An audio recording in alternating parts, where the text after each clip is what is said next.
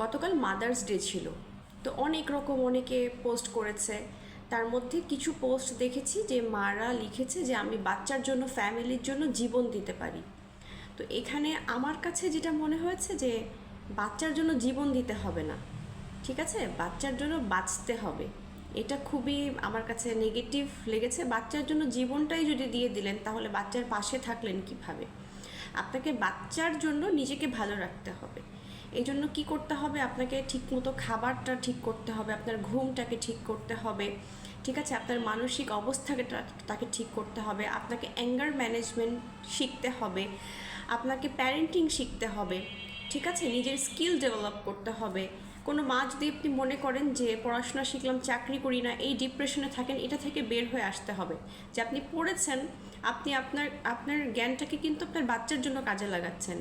So বাচ্চার জন্য জীবন দিতে হবে না, বেসিক্যালি বাচ্চার জন্য বাঁচতে হবে, বাচ্চার জন্য নিজেকে ভালো রাখতে হবে, ঠিক আছে। তাহলেই কিন্তু আসলে ওইটাই প্রকৃত ভালোবাসা আমার মতে। সো বাচ্চার জন্য জীবন দিয়েন না, বাচ্চার জন্য ডায়েট করেন, ঠিক মতো ঘুমান, নিজের মেন্টাল অবস্থা ঠিক করেন, এটাই বাচ্চার জন্য সবচেয়ে বড় পাওয়া।